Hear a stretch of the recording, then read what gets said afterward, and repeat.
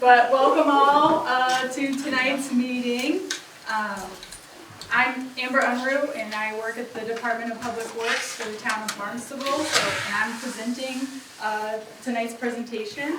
But before I get started, I need to take a minute and just say this meeting is being recorded and may be broadcast on the town's Channel 18 for viewing later after tonight's meeting. So with that out of the way, welcome to tonight's presentation, review of additional concepts for long-term resiliency at Sandy Neck.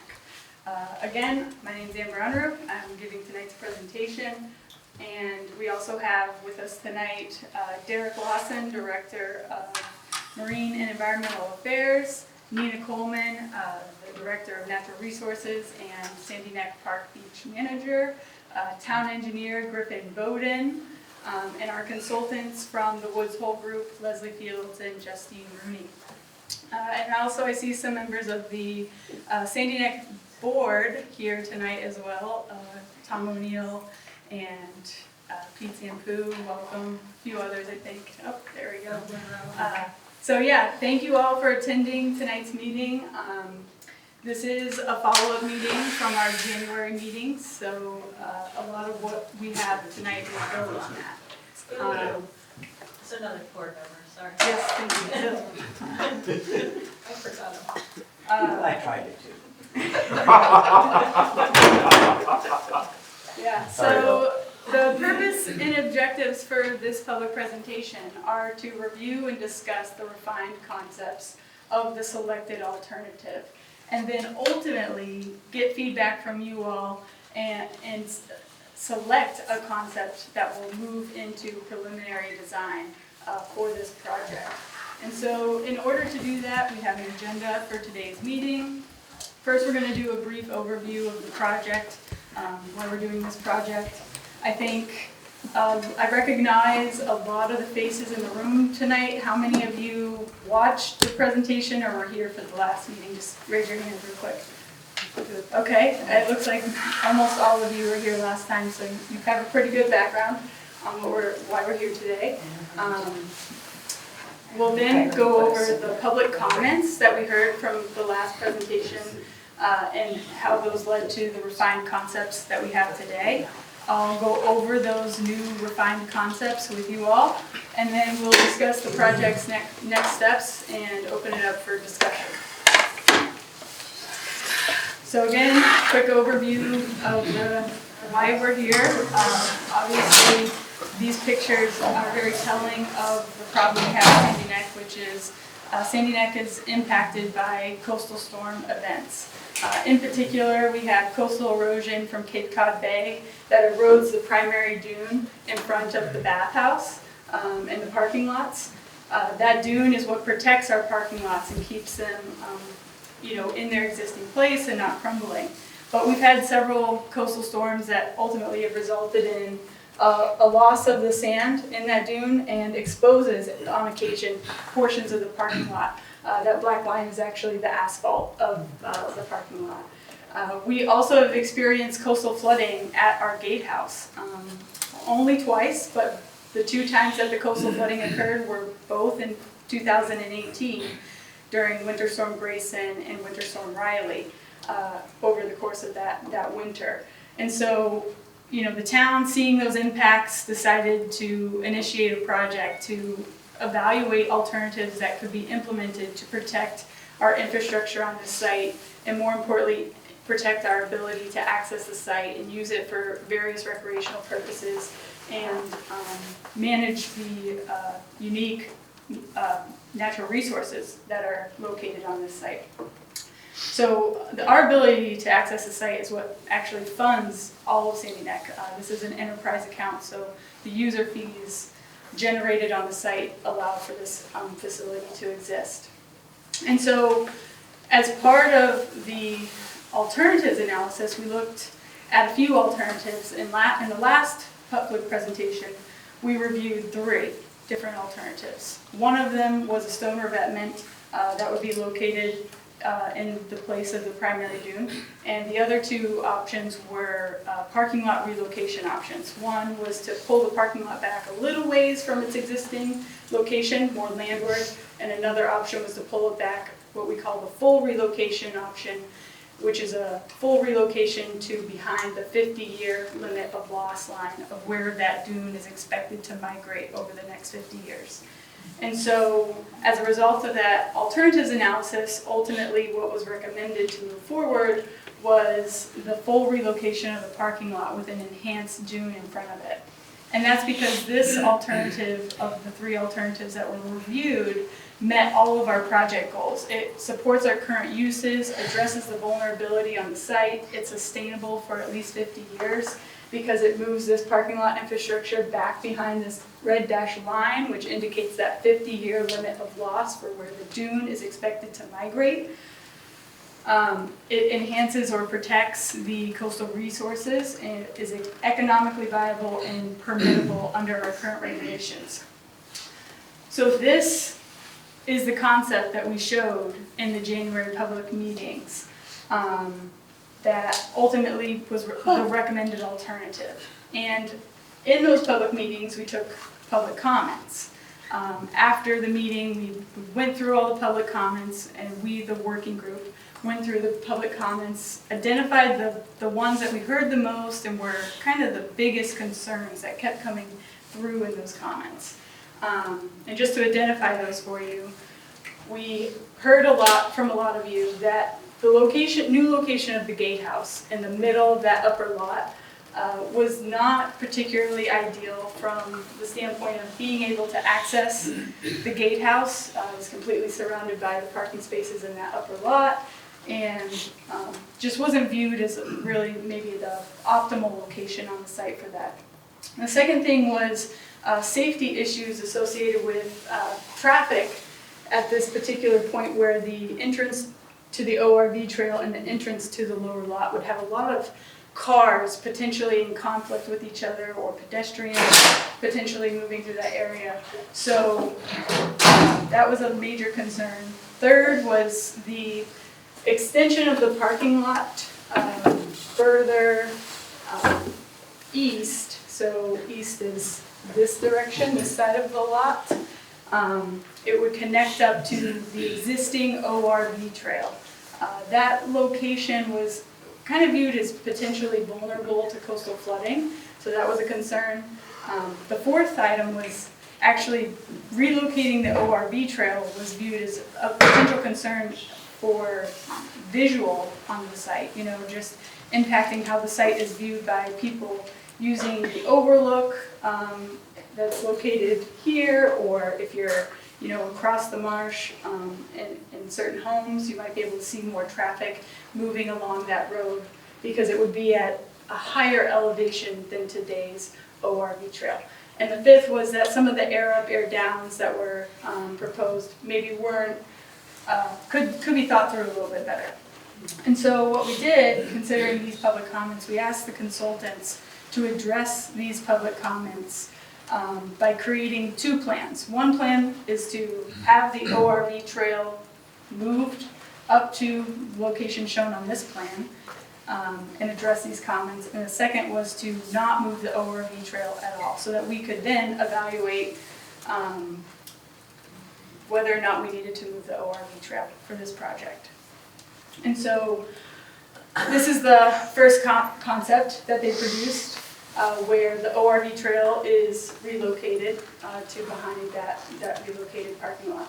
So from this, what you can see real quick is there's no gatehouse in the middle of that upper lot. That actually creates a few more parking spaces up there. In a later slide, we'll show you where the gatehouse is being proposed for the purposes of this concept. The ORV trail will actually enter, and the cars would kind of head for the ORV trail versus the people going to the parking lot would be directed into the upper lot similar to today, and then take their own path in front of the bathhouse, which is more similar to what we see today for the parking lot and ORV trail.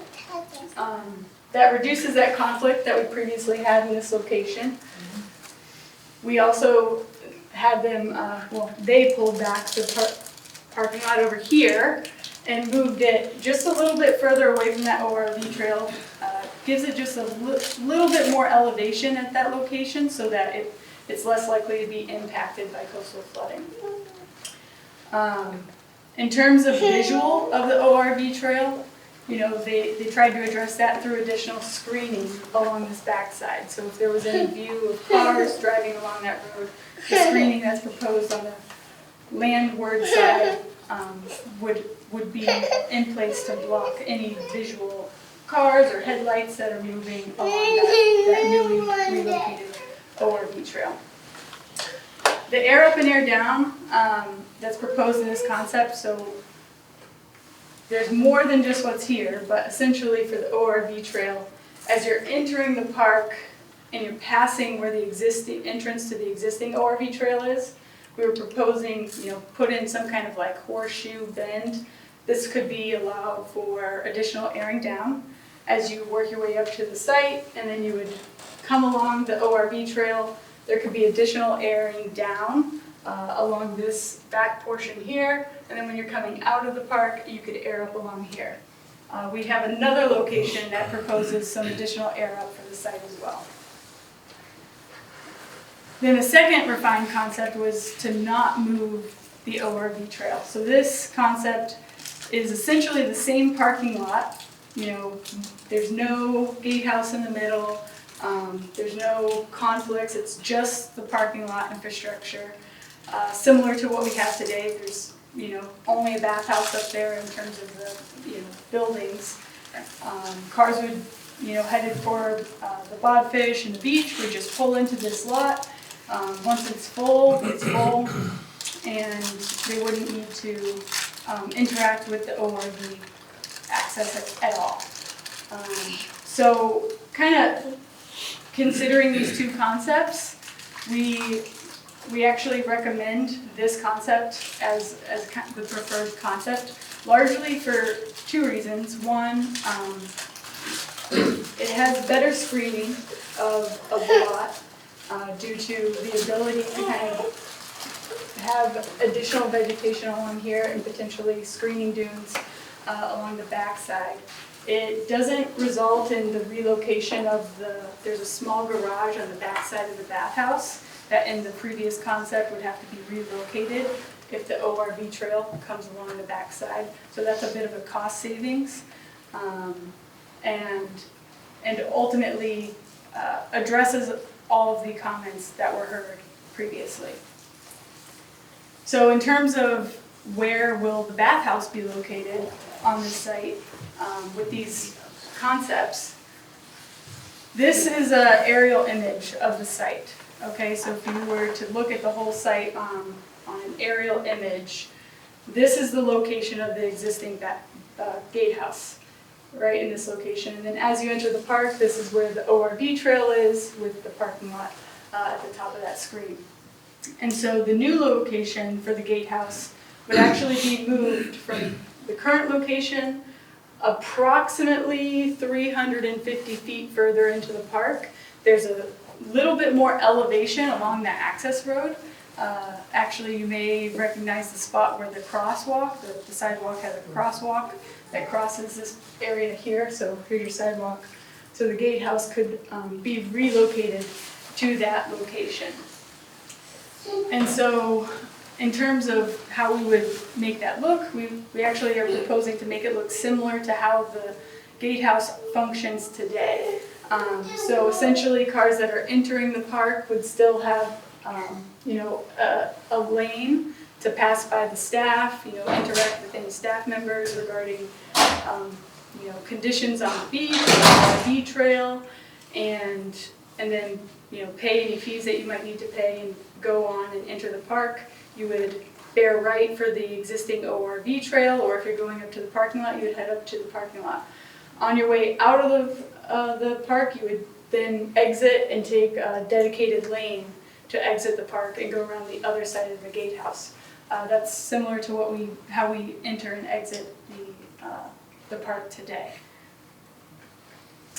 And then for the area where the gatehouse is today, we don't have like the concept fully figured out, but we saw an opportunity to actually add additional air up spaces here and actually some air down spaces as well. So the idea for this location would just be to kind of rework the existing disturbed areas in a way that provides for probably additional air up on this side as you're exiting the park with a dedicated exit lane so that, let's say you're a person who's in the upper parking lot, you were just swimming on the beach today, you're just trying to drive out of the park, you would have a dedicated lane to drive out of the park, or if you were coming from ORV trail, you could have a dedicated area for airing up as well.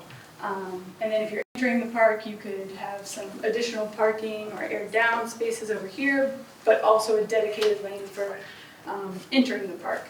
And then you pass through this area, and then by the gatehouse would be the next stop in the park. And so those are the concepts that we have refined since the last meeting. And right now we're accepting public comments today and through April 14th, which is next Friday. Any of those comments can be emailed directly to me, Amber Unruh at town.barnstable.ma.us. And then as we move through this spring, we're actually going to take whatever the selected concept is from this meeting, and the consultants will develop the preliminary design. Then we're going to bring that back to you all for another public meeting to get your comments on that preliminary design and initiate the permitting process for that design. And without further ado, I'd like to open it up to you all for any questions or comments that you have. What is the height of the parking lot in relation to the sea level right now? And what is it going to be afterwards? So for the upper lot, that's the highest point on the existing site.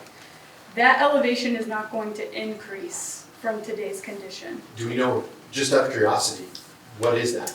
I know it's in the 20s. Do you have the exact number? It's around 23 at the Yeah, area of the estimate is existing fine. gatehouse.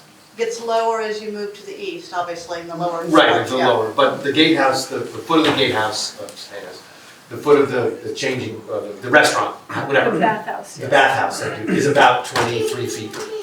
Approximately. Yeah, just, and where the new gatehouse will be is estimated to be, if, on the concept, if we agree with the new concept, the one that you're suggesting, Yeah. what will that be approximately? Well, so these are just concepts. We don't have the exact elevation. I understand, that's why I'm saying approximately. Roughly in that location, the land elevation is around 10 to 11 at the very highest point, but we have to do additional survey work to determine exactly what it is, and then in the next phase of design, to decide how high we need to design floodproofing of that building so that it's protected from future events. Yes. Could you talk a little bit about what would happen to the flow of the walking path when the ranger station is moved toward the beach? Because right now it's kind of nice and there's no interference with anything. Right, so this walking path is proposed almost like, so essentially that sidewalk would be unchanged moving into this area and out of this area, except for what we're proposing here is I think it actually comes in right here and crosses, so we'd have a new tie-in, to the existing sidewalk to cross the exit lane, go across the gatehouse area, then cross the entrance lane, and then connect into our existing sidewalk infrastructure. So the changes would be minimal because you're crossing the road in almost the same location as you do today. It would change just a little bit. Any other questions? Yes? I thought that, and I'm glad this seems not to be the case, but I thought that the whole reason you had to change the off-road entry was because it was an area that had environmental concerns with species or whatever. It was not a requirement of the previous project. So being that this project moves that existing parking lot back and actually into areas that are currently not disturbed, in the previous analysis, it was viewed as restoring the existing ORV trail and moving that ORV trail up to the back side of the newly relocated parking lot could be a way to get the project to move forward for the permitting agencies. But through this additional analysis, and we've had other conversations with them, it's not indicated that we have to move our ORV trail to meet the project goals. So kind of getting that feedback from the agencies, it opened up the opportunity to evaluate whether or not we should move the ORV trail. You know, being traffic conflicts and safety concerns are a factor with, you know, putting that infrastructure all in one place. It's something worthwhile to consider in this project. Go ahead. I think that's fantastic. Secondly, in the new parking lot, I see a bunch of green. What were you thinking might get planted there? What kind of plants? And can you assure us that you won't be using irrigation? We aren't going to be using irrigation for these plants. They should be specific to the site. But again, this is just a concept level, so ideally in the next phase, we'd be going through a planting plan to decide exactly what plants should be planted specifically suitable for this site, especially being that it's an area of critical environmental concern. It comes with some higher standards in terms of what plants we want to put out there, right? So, thank you. Go ahead, Pete. Yeah, sort of along that same line, I am hoping, as was originally conceived, that these green areas will be an area for the recharge and runoff potential from the tarmac. Correct, yeah, these are actually designed as stormwater swales. Good. The existing parking lower lot in particular has no drainage. So I think many people in this room refer to it as Lake Sandy Neck. So as part of this project, we propose a little bit of regrading of that surface. So the lot would actually kind of, it would go downhill in this direction. But the idea is also to have it kind of bring the water to that swale so that the swale can absorb the water for the infrastructure. So, go ahead. Can you point out where the existing parking lot is now? Yes, Or- thank you for that Where's it question. I at? didn't point it out before. So this thin red line is actually the location of the existing parking lot, okay? And the follow-up at the base where the gatehouse is now located, you're coming down into the park, we have a problem with traffic going quickly down that road past those parking areas. So in the design phase, need to have some consideration for how to slow that traffic down, and particularly when you're realizing that you're gonna have people, if you're doing air up and air down in those areas, you are gonna have people getting out of their vehicles, bending down next to their vehicles, et cetera. So the safety of that area to the incoming and the outgoing traffic has to be considered as well. Yeah, for this area, we are thinking about the safety of people airing up. So we imagine there will be some kind of increased space between the people traveling out of the park and the people airing up, so that it's a safer location for them. Some sort of a barricade or rocks or something. Yeah, Yeah. all of that makes sense. And we'll be evaluating that in the next phase of design. And it will be a lot more clear when we come to you in the next presentation with the preliminary designs. Go ahead. Just in terms of, so those staff parking spaces, I guess those will be a little Left, to the left. left, these, yeah, those will be moved somewhere, I assume. So there'd be no parking right there, or, This area will remain for parking, right? This area would potentially be repurposed for more air up. At this location, there'll be some staff parking, right? There'll be some staff parking up in the parking lot as well. But the staff, I mean, other than accessing that maintenance garage, they won't have as much of a need to be in this particular location. I know that people use it sometimes to unload dogs or, you know, like if, I mean, it seems like it's more than just staff sometimes.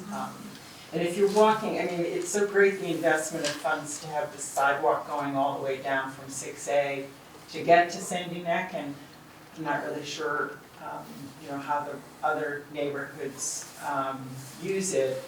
But it does seem like the signage for the trail that just cuts off right to the right there at the bottom of your circle, the red circle, you know, there's that trail right there, yeah. It just seems like all that signage and explanation of what they're looking, you know, it could be enhanced through, you know, making a place for people to be able to actually absorb some of that. And right now it's just all sort of like crushed right there in the police car or whatever. So it would be nice to consider a visitor experience like right there instead of waiting till you get up to where all the congestion is by the gatehouse and all of that. And I mean more permanent signage, you know, like what you're looking at or how to use the park. Okay, yeah, noted, thank you. Go ahead. Yeah, I've been an ORV user. For me, and I probably imagine a lot of people, having an existing ORV seems a lot simpler and probably preferable in terms of you're just immediately going into the ORV, you're not getting into the whole parking lot situation. So I think that'd be great to have that option for myself. I would think with the air up and air down, you might want to be a little bit careful about having it on the main road because that introduces, you know, potential for lines or people coming out and finding that's not available and having to turn around or something. So like having one line is probably advantageous. So I would think if you need more capacity, keep it on the ORV trail. Or if you come up with some way where somebody can see from the existing line, like if you're in a line and so I would think about line management and trying to keep that from getting onto the main road. Yeah, so we hear you. We've been thinking about the traffic management portion of this as well. It is important to note that this is actually a wetland, so the existing air up area is very close to existing wetlands, so expansion of that is like impossible, essentially, from a permitting standpoint. And then over here, this is also a wetland. You know, so we have to really consider where the wetland features are relative to where we would locate that. Nina might actually have a couple of thoughts on how she would manage that area. Do you want to? Yeah, so we definitely are constrained, as with you, Jeff, we're constrained about making the access trail wider. My biggest concern with the airing up situation is that people are airing up in the trail. So we need to remove that. The trail, so then we end up with just one lane of traffic at night. I'm sure you've dealt with that. So we want to retain some airing up in that location. We anticipate a staff member would have to be there. We already have to have multiple staff members dealing with airing up, and so we anticipate a staff member there communicating with a staff member at the other area. We definitely need to take into consideration shifting the issue to the main road. And I think that's going to be unmanageable, you know, a learning curve and a management strategy to make sure that we don't end up blocking the main road. Maybe there's also like a high-tech thing you could do where you would have lights when there's openings or something like that. Maybe the next park manager. I'm not so good with that stuff, but yeah, it's definitely going to take some shifting. But we keep coming back to the point, which is that this is like 18 days a year. We're completely congested, and we're in that zone where all my staff is out directing traffic, trying to, keep everything flowing. Your average day, this is gonna work quite well, and then those really busy days, we're gonna just have to deal with it. Yeah, well, if you put traffic at peak times or something, yeah, that might do it, yeah. Or, it's traffic, I mean like a director, a person who's doing it, yeah. Exactly. Thank you. Go ahead. What's the projected cost? How is it gonna be financed? What's gonna be the impact to Sandy Neck Business Center and the user fees? So in terms of estimated cost, we're at just concept level right now, so they're very estimated. The option to relocate the ORV, or to not relocate the ORV trail, is gonna be like roughly, I think, 4.9 How million. much is it? 4.9 million for that option. Moving the ORV trail is actually more expensive because there are just a few things with restoration of the trail. It impacts the bathhouse, and also putting the ORV trail along what is currently kind of a steeper slope will require addition of fill and all of that. So it turns out that would be the more expensive option to move the ORV trail. But yeah, we're looking at somewhere around $5 million estimated cost for the gatehouse relocation and the parking lot relocation. That includes maintenance though, I believe that figure includes maintenance over the years. 50 It does, yes. Yeah, so It does, the yeah. actual cost is much lower, Yeah. that's for all of the annual or every 5 years putting it in. So I think the actual cost is, do you have that in front of you? Don't, but I can look it up. I just want to be careful that that number isn't floating around. Yeah, thank you. I'll look it up. I don't know what the impact exactly to user fees would be. That's going to be a finance and Nina question. Yeah, we're definitely looking at that, George. Obviously, as we move forward, and we're getting excited about this plan, and that's a big part of it, is how do you fund it? The enterprise account is doing very well, and we are looking at how to finance it. We want to make sure we have a down payment, if you will, and then we need to look at debt service. I've already raised our user fees, and we went heavier on the non-resident fees. And so we're looking out, using the finance department and all their expertise, looking out towards how do we manage that yearly debt service. One other thing I'll add is a lot of the project goals that we're trying to achieve here make the project very appealing for grant funding as well. And so we're talking to a number of agencies about opportunities for grant funding for the project. Yeah, thank you, Griffin. We are currently funded with grants for this current phase of work, actually. CZM Coastal Resiliency Grant has funded our preliminary design and portions of the permitting phase of this project. And we plan to apply for their grant again in the next round to assist with the final design portion of this project. And every time we get their money, it helps offset the town's cost. Just one other question. So the barn that is right near the current ranger station, that stays in place? It's a garage or barn or something like that? Yes, this is the maintenance garage, Okay. and it will stay in place. It currently just houses equipment for the site. It has flooded in the previous flooding events as well, but it doesn't have anything critical in it. Well, the critical items can actually be relocated in the event that there's going to be coastal flooding. So we pull the important stuff out, and the building is able to, basically get wet and then dries out. So will you maintain staff parking near that barn, or will you create a lot more parking near the new gatehouse? Because it's so close for staff, I don't think that's much of a hardship to go from Right, the so gatehouse down to the barn. So with the reworking of this area, we anticipate there being a little bit of extra parking on this side of the entrance road. So that could help provide either staff parking or hiker parking, depending on who wants to, use this area. There could also be more air down spaces for ORV vehicles and campers and stuff.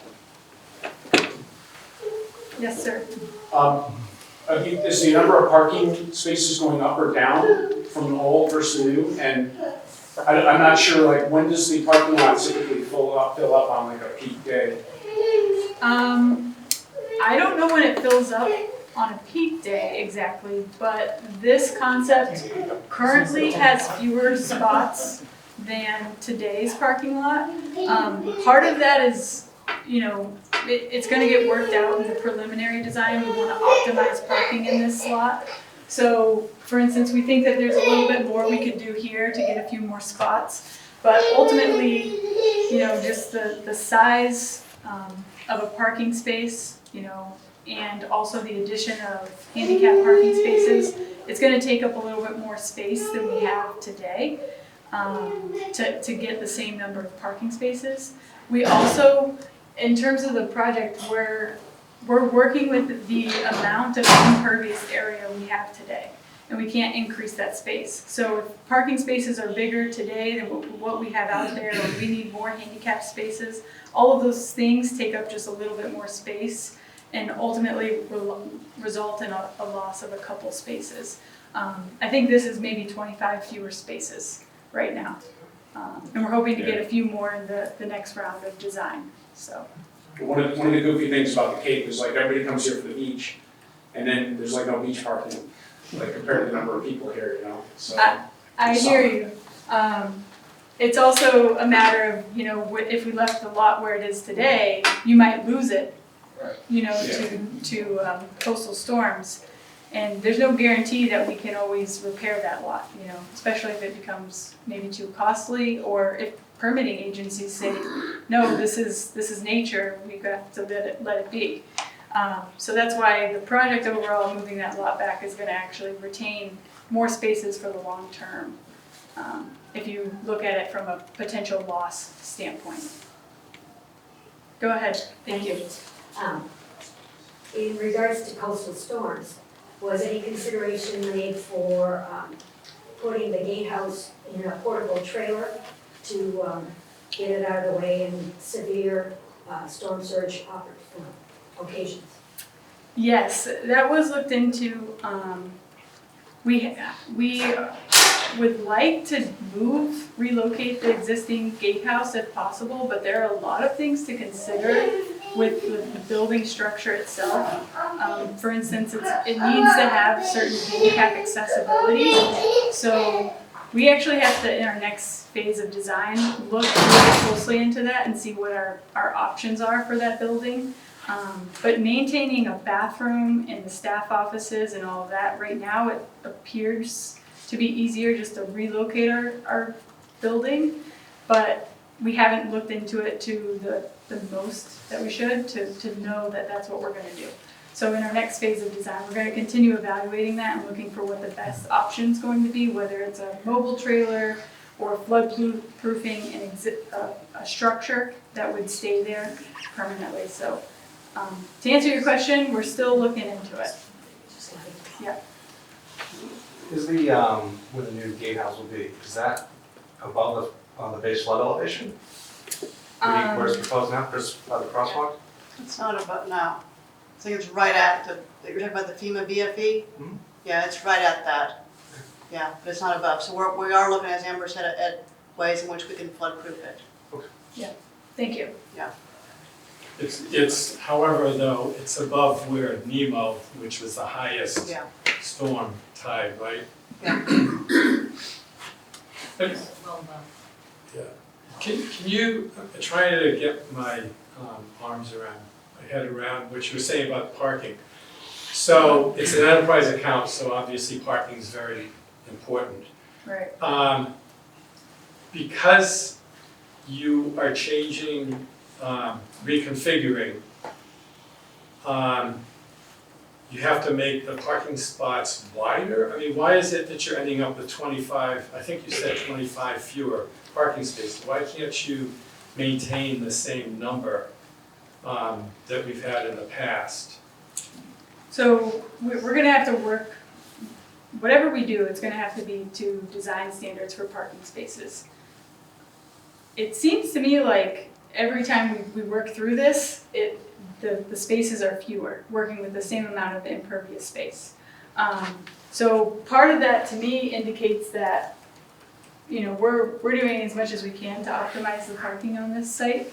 So it must have something to do with the size of the current spaces compared to the size of spaces that are in the design standards. There's a couple of things going on there. You're trying to work with the same area, but you're in a different footprint and a different configuration ultimately. Some of the access drives, you know, over on the left side, for instance, right? There's an access drive there that doesn't have any parking on it. So that's utilizing impervious area, but doesn't have any parking associated with it. So that's chewing into our overall impervious area calculation, but we ultimately need it to make traffic flow work, right? So it's ultimately a result of a different footprint and a different design concept and being in a different location and working with the natural topography and the conditions in that site. It's not practical to build the exact same parking lot as a result. We're working around the bathhouse and not replacing the bathhouse, right? So there's some design considerations that we have to take into account when we're actually laying that out. So it's not necessarily practical to just take the exact design and move it back there for a number of site conditions. And ultimately, we're stuck with the existing impervious area because we won't ever be able to go above that from a regulatory perspective. So those are kind of the design considerations that lead to that. So you're saving, you're protecting the same impervious area, and now it's just a configuration of how to best utilize. That's right. All those parking spaces. Seems that 25 spaces is a pretty large percentage-wise of the existing parking there. So that like a couple hundred parking spaces altogether? Yeah, the number, it seems to change a little bit depending on who you talk to. We've had, yeah, I think we're somewhere around 200, a little over 200 is the number that we have been working with. And this brings it down to closer to like 180. So there's a loss of spaces for various reasons, including, yeah, just the configuration of traffic flow. Yeah, and maybe ways to optimize the ultimate layout to add some additional spaces as we get into more detailed design. Yeah. Right now, we're trying to nail the design concept, really the decision of ORV trail versus no ORV trail at this point, and then making sure there's opportunities to not have the conflicts that we were seeing in the previous designs and some of the other issues we saw in the previous designs. So this will continue to evolve, and as it evolves, I mean, obviously one of our goals is going to be to maintain as much parking as possible. Yes. So working off my good friend Bill's great idea here, so I'm glad that you're here, and I do recognize you. I have seen it in other places where they actually have small car parking. Yeah, so that is actually something we want to consider in the next, in the preliminary Cool. design of the lot to help optimize the amount of spaces we get. Good. Which is, can we offset, can we add additional spaces by going with small car parking spots? Yeah, so we're thinking about these things, to get as many spaces as we can. The impervious areas. So we have some impervious areas now. Can we expand on that at all, or is that something the regulatory agencies will not let you touch any? No, so ultimately we'll be able to relocate them. Yeah. Because that's one of the, obviously, the project goals, right? But the total impervious area on the site, we can't go above that number with whatever design we put forward. So impervious, we're limited. Yeah, it's like a 1-to-1 ratio.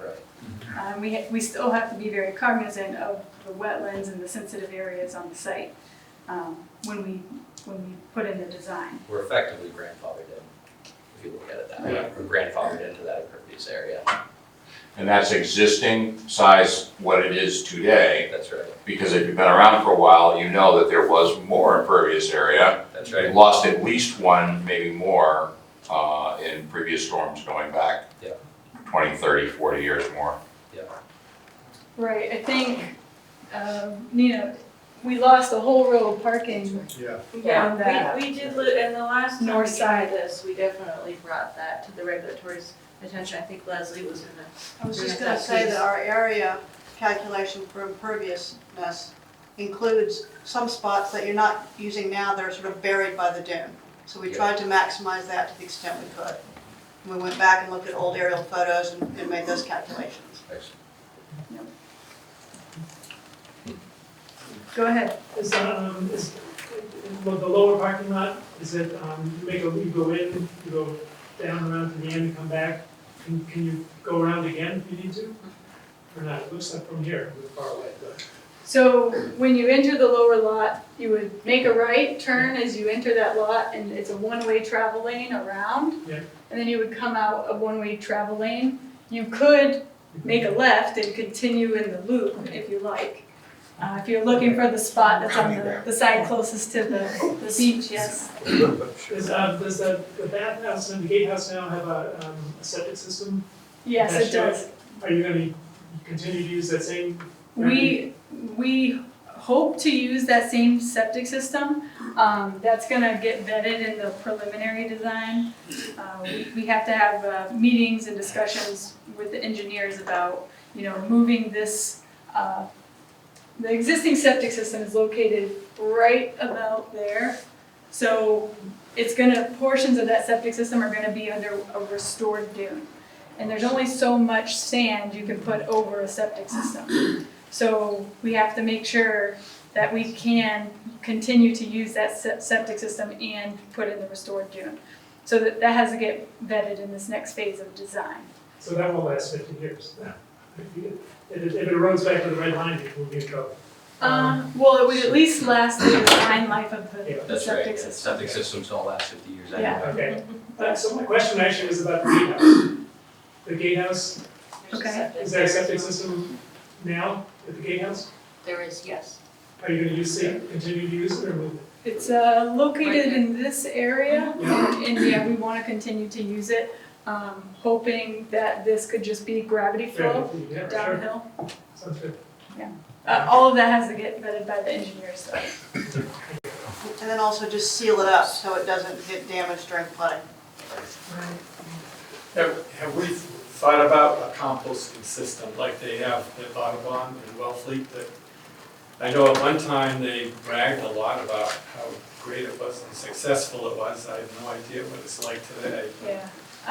So far, the project has really been focused on selecting the design and the alternative in the design to move forward into preliminary design. So once we have this design selected, we can get into more of those details. Right now, we've been thinking about it because we know they're important pieces, but we haven't done like a whole analysis on if we did have to change up the existing system, would we go with something different? Yeah, But as far as composting toilets, for potentially high use area during peak times, it's probably not the best technology. But it's something we're really can look further into. Good. Go ahead. Yeah, I was just gonna comment about the septic on the house it sounds like you're planning ahead, which is, that would be a good thing to do if you wanna have it last 50 years, right? When you had the first proposal with the relocated ORV trail, was that adding to the impervious area, or did that cost parking spots? No, sorry, go the other direction. So, our existing ORV trail is That would be primarily dirt or? It's not paved, but it is disturbed area. This ORV trail would continue to be disturbed area. This gray area would be paved, so that would go into the impervious area calculation, and it does end up taking up a few more spaces. So this option, I believe, they have almost the same, I think they have the same number of spaces.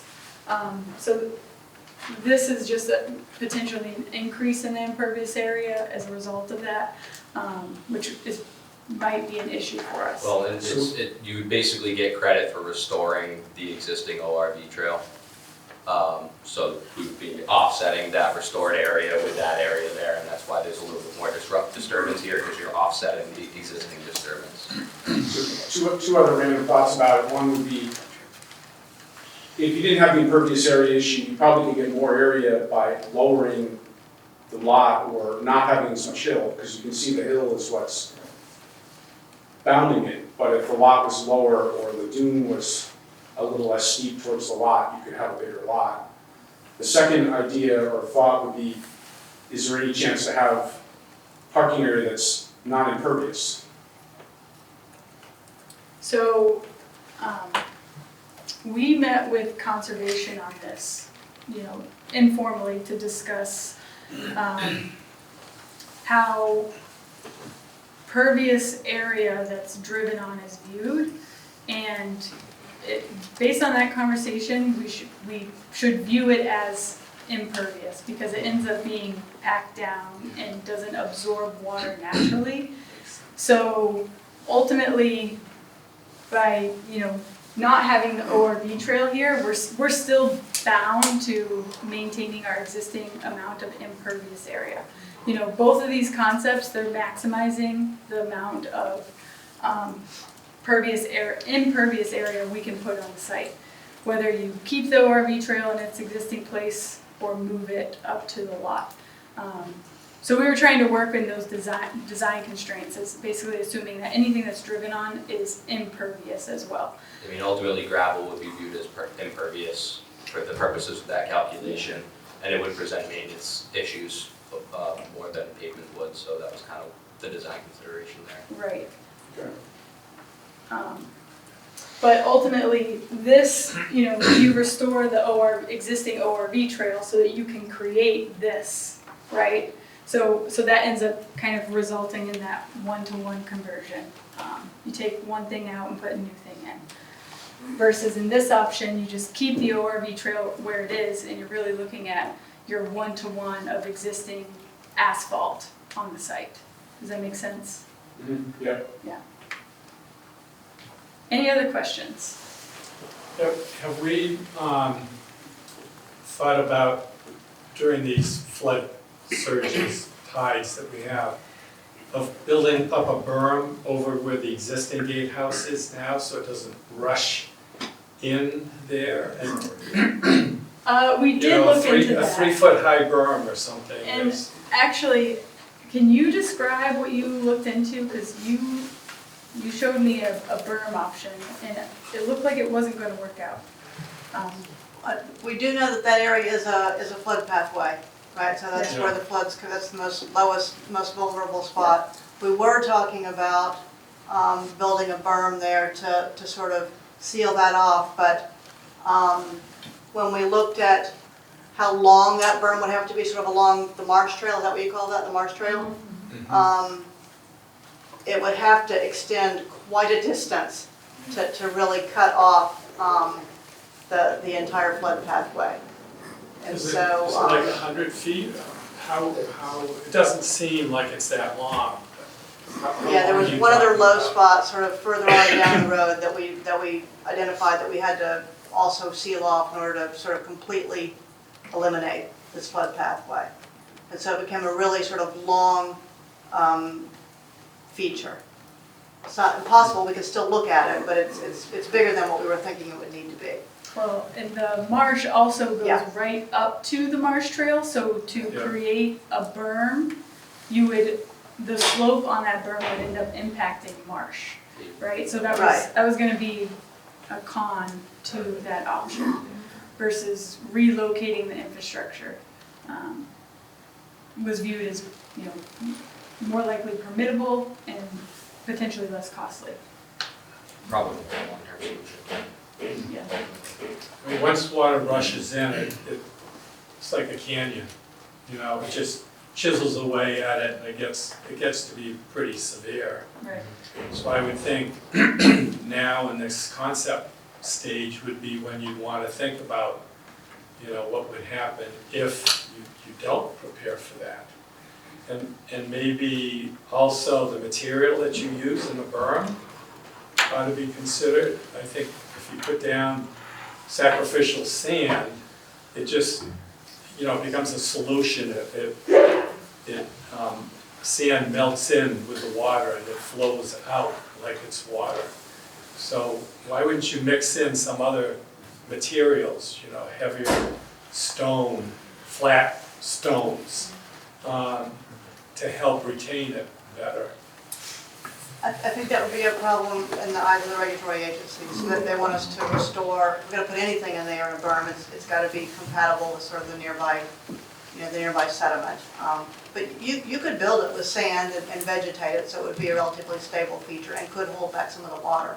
One thing I was thinking is that, what we really wanna do is protect this area from, in the future, from sunny day flooding, just high tide flooding every day. Like during a storm, it's gonna flood, but, people shouldn't be driving in there anyway. So we're not gonna try to protect that area from flooding during a big storm, but during those lower, high frequency sunny day flooding events, I think we should be thinking about that. So maybe we can take a look at this berm idea again and just see if it can be lower and try to protect from some of those, high tide flooding events in 2030, 2050 and on into the future.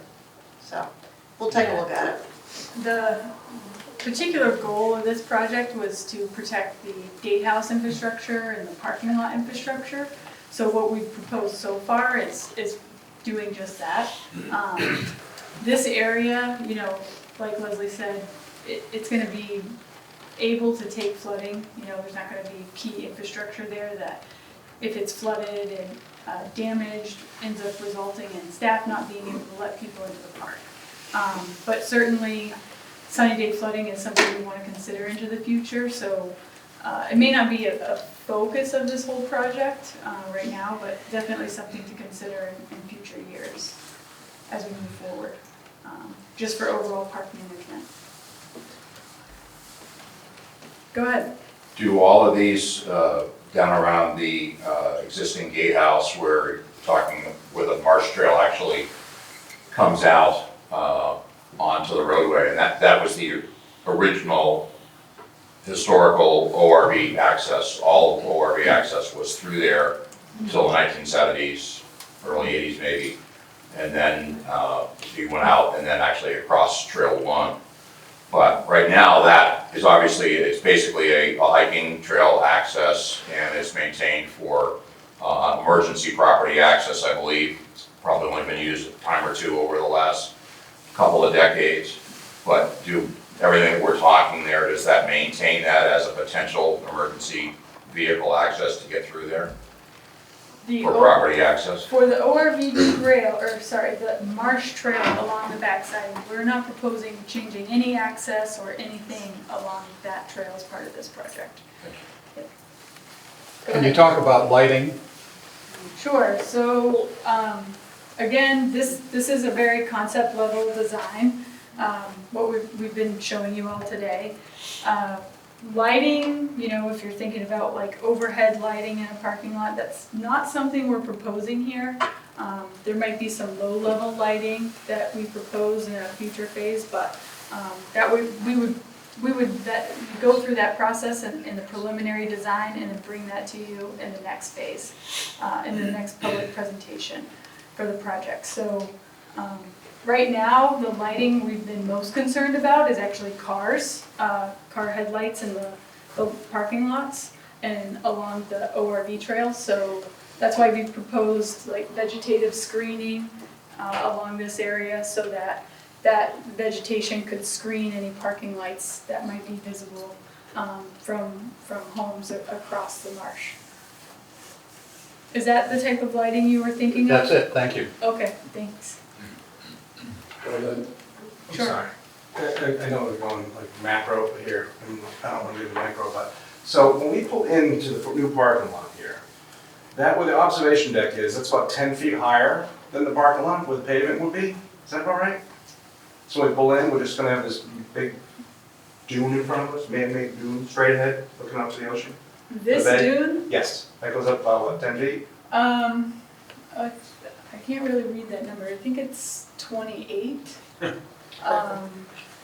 So if this is something around 22 or 23, feet, then that would be about 6 to 7 feet higher.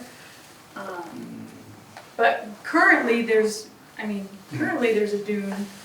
I don't think. Yeah, the very tip of the park. Those are Right. 1 foot. The upper part Those is are 1 fine, foot yes. contours, so I think you're talking Those are about 1 5 to foot? 6 feet, yeah. Okay. Yeah, It looks like they're 1 foot contours. yeah, thank you. So are the beach access points, are they the same location? Roughly. This one is the same. These two have moved a little bit. I think this one's actually moved a little bit further east to a lower level. And then this is an observation deck that would be located, on the dune so that people could actually walk up there and then look out at the ocean. Because as you know, there's currently an observation deck located between the upper lot and the lower lot, right? So that's kind of in the same location. Because if this is the existing parking lot lines. Yeah, I see it. Yeah. Sir? Yeah, the lighting, one thing, like the screening that you show on the plan there, the most critical part for the lighting would be where the cars are driving in and driving back towards the mainland. Like where their headlights are gonna be shining right on you, like right at the bend when you enter. Like draw the line right there, yeah. There?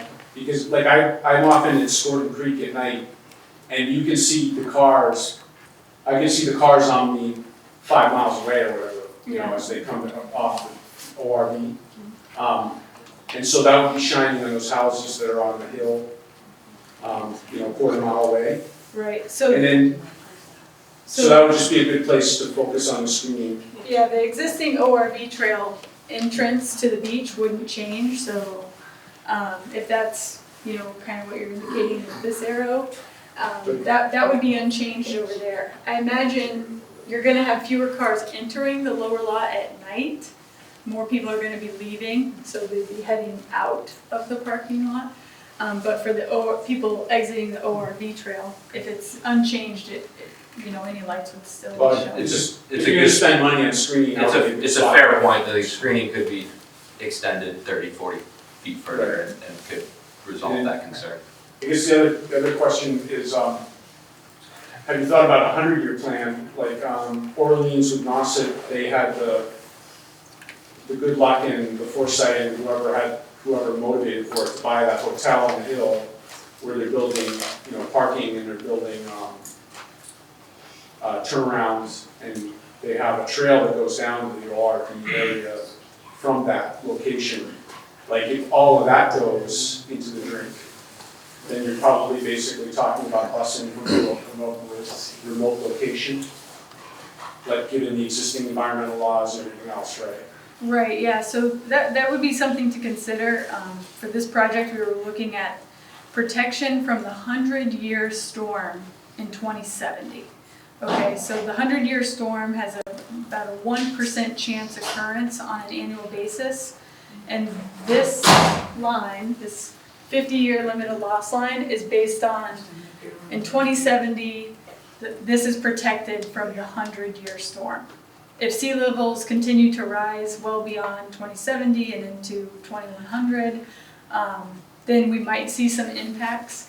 But we do think that this is actually quite resilient for at least the next 50 years. So you're not expecting erosion to be right up to that red line then? Right, so as part of the project and maintenance of this change, we do plan to still put sand on that dune, that enhanced dune, over the course of time. But it's not gonna have to be on an annual basis, which is what we've been doing a lot in the last decade.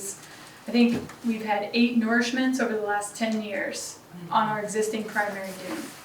So what we're hoping is that through this project, we could put sand there more as we need to, like we dredge the outer entrance channel in Barnstable Harbor, and we always need a place to put that sand. If there's something we can do that kind of is, beneficial reuse site for sands, then we can utilize this site for that, and not have to truck in sand from another location. So it's something we'll maintain over the years. We don't anticipate that it's in 2070 going to be right there at the edge of the lot, It should be well protected even in 2070. Well, the remote parking thing for people 100 years from now, like, if there's any opportunity to get some in that area, Absolutely, I don't yeah, know. we wanna it's consider. probably mostly built out. We want to consider a remote parking option just to get more people to the beach, you know? Right. So if the opportunity presents itself, it's definitely something worth considering. Thanks. Any other questions? On the very right-hand side of that parking lot, is that the two emergency connections to the existing ORV trail? Yeah, that's what those entrances to, connections to the ORV trail are proposed for, is emergency vehicle access, so that in the event that there's a need for an emergency vehicle to get onto the beach, any traffic or issues that might be present on the ORV trail, they don't need to negotiate with, they would just be able to open a gate and let them in right there. There's also potential that if we need to let people off the beach, we could open up a gate to let people off the beach through those gates and route them through the parking lot. Any other questions? All right, sounds like we've gone through a lot of discussion tonight. I appreciate all the great comments and thoughtfulness that you all have. If you have any follow-up comments that you want to share, again, my email is amber.unruh@town.barnstable.ma.us. Let me know. Thanks.